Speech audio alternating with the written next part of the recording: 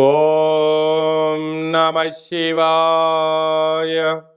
ఓం నమో నారాయణాయ. ఓం శ్రీ నరదృష్టి నివారణ కాల భైరవాయ నమో నమః.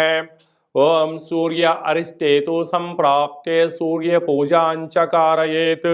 సూర్య ధ్యానం ప్రవక్ష్యామి ఆత్మదోషపీడోప ఉపశాంతయే. హరి ఓం.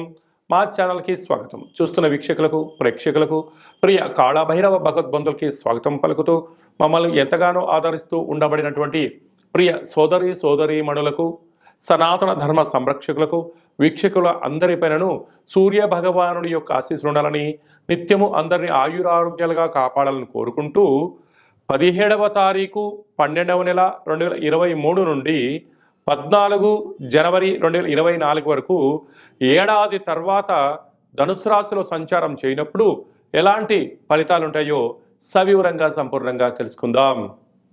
మకర రాశి వారికి ఏడాది తర్వాత సూర్యభగవానుడు వ్యయంలో సంచారం చేయనప్పుడు ఎలాంటి ఫలితాలు ఉంటాయో సవివరంగా సంపూర్ణంగా తెలుసుకుందాం. మకర రాశిలో ఏ నక్షత్రాలు వస్తాయనగా ఉత్తరాషాఢ నక్షత్రంలోని 2, 3, 4 పాదాలు, శ్రవణ నక్షత్రంలోని 4 పాదాలు, ధనిష్ఠా నక్షత్రంలోని 1, 2 పాదములు కలిపితే మకర రాశి అవుతుంది. మకర రాశి యొక్క అధిపతి శనైశ్వర స్వామి వారు. వీరికి ఒకవైపు ఏళ్లనాటి శని చివరార్ధ సంచార స్థితిలో జరుగుతుంది కనుక వ్యయంలో ఆరోగ్యకారకుడు ఏడాది తర్వాత సంచారం చేస్తున్నారు కనుక ఇలాంటి కాల సమయంలో మౌనం, ధ్యానం, ప్రశాంతత, ఆరోగ్యకరమైనటువంటి ఆహ్లాదకర వాతావరణంలో ఉండడము చాలా మంచిది.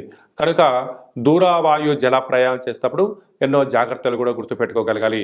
దయచేసి యంత్రాలతో ఆయుధాలతో మీరు ప్రయోగాలు చేయొద్దు. మీ జన్మ నక్షత్రం రోజున పూర్ణిమ, అమావాస్య తిథులు యందు ముఖ్యమైనటువంటి పనులు వాయిదా వేసుకోవడం, అప్పులు ఇచ్చి పుచ్చుకోవడం లాంటివి వాయిదా వేసుకోగలిగితే బాగుంటుంది. లేకపోతే మీ సంపాదించిన ధనలో కొద్దిపాటి వ్యయానికి అనగా అనారోగ్యానికి ఖర్చు పెట్టే పరిస్థితి కొంచెం ఉంది. తస్మాత్ జాగ్రత్త. ప్రధానంగా డాక్టర్లు, వ్యవసాయ సోదరీమణులు, నీటి ఆధారిత ఉత్పత్తులైన చేపల ఉత్పత్తుల వ్యాపార కార్యక్రమాలు, గృహ భవన నిర్మాణ కార్యక్రమాలు, సాఫ్ట్వేర్ ఉద్యోగస్తులు జాగ్రత్తగా ఉంటూ ఆరోగ్యాన్ని కాపాడుకునే కనీస మానవ ప్రయత్నం చేయండి. గృహంలో నివసించే అందరిపైనను సూర్యభగవానుడి యొక్క ఆశీస్సులు ఉండగలగాలి అన్నట్లయితే ప్రధానంగా సూర్యుడు ఆరోగ్యకారకుడు, ఆత్మకారకుడు, పితృకారకుడు కనుక తల్లిదండ్రుల మాట పిల్లలు వినకపోవడం, పిల్లలు సక్రమంగా చదువుకోకపోవడం, వేలకు తిండి తినకపోవడం, నిద్ర పోకపోవడం, అనారోగ్య సమస్యలు తెచ్చుకోవడం, ఈ మధ్యకాలంలో ప్రధానంగా మొబైల్ని రాత్రిపూట టీవీలను అలాగనే కంప్యూటర్ల ముందర గంటల తరబడి కూర్చోవడం వల్ల అనేక మందికి తలనొప్పులు, కంటికి సంబంధించిన సమస్యలు, చర్మ వ్యాధులు, అనేక వ్యాధులు వస్తూ ఉంటాయి.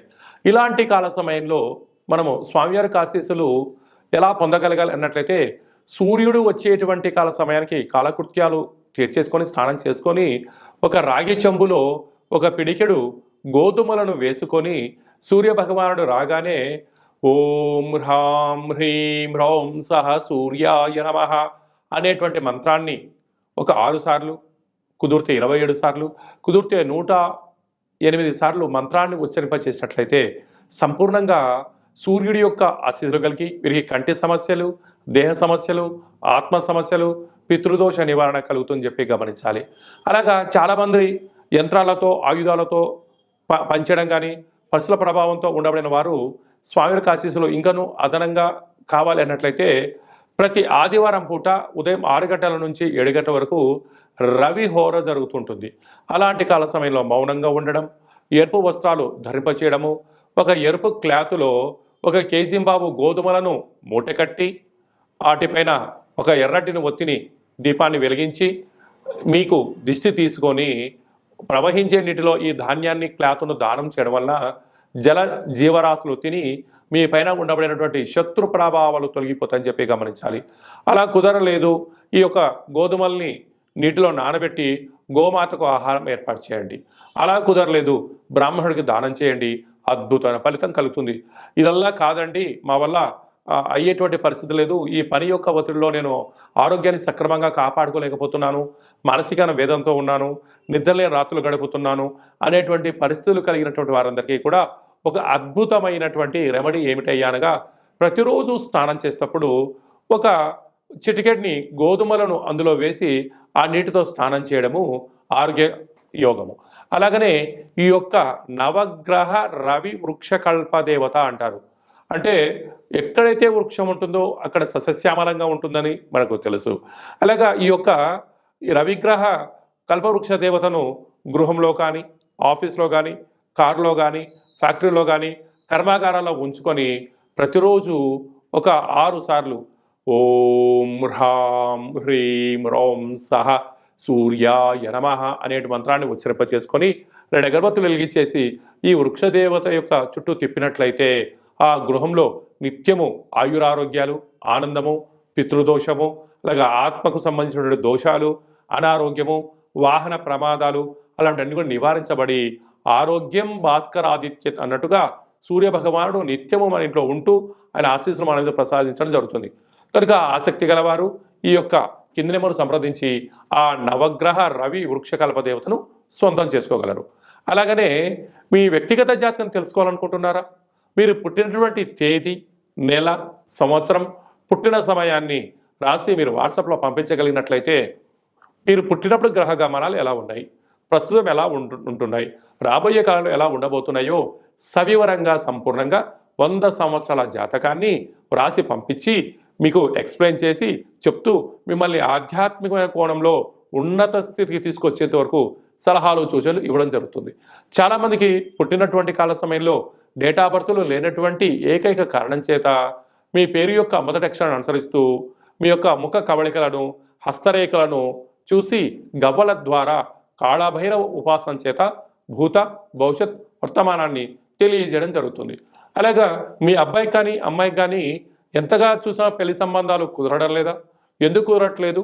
ఎలాంటి అబ్బాయిని ఎలాంటి అమ్మాయిని వరుడుగా వధువుగా తెచ్చుకోవాలి? మరి యొక్క వివాహ జాతక పొంతనలో ఎలా ఉంటుందో మీకు సవివరంగా సంపూర్ణంగా కూడా తెలియజేయడం జరుగుతుంది.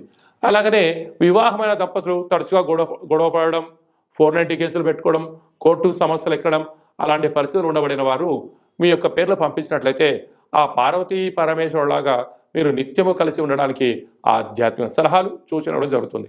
అలాగా మీకు కలిగినటువంటి సంతానం కలిగినటువంటి మీ యొక్క పిల్లలకు ఏ రోజు పుట్టారు, ఏ మాసంలో పుట్టారు, ఏ నక్షత్రంలో పుట్టారు అనేటువంటి వారి యొక్క పేర్లను ఆధ్యాత్మికమైన నామాలుగా మీకు మంచి అంటే పేర్లో వైబ్రేషన్స్ ఉండేటువంటి రైజింగ్ పేర్లు ఉండేటువంటి పేర్లను కూడా మీకు సజెషన్ చేయడం జరుగుతుంది.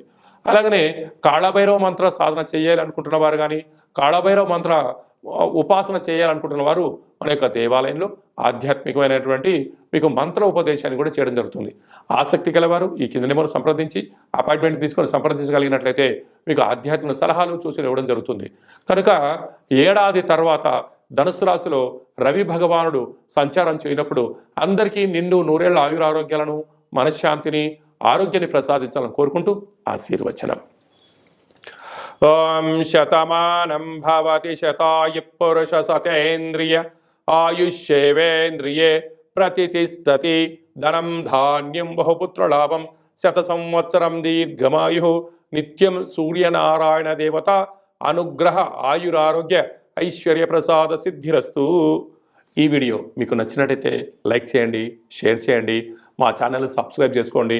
మేము చేస్తున్న ఆధ్యాత్మిక వీడియోలు అందరికన్నా ముందుగా మీరు చూడాలి అన్నట్టయితే గంట సింబల్ ప్రెస్ చేయండి, అలానే బటన్ కూడా తెలియచేయండి.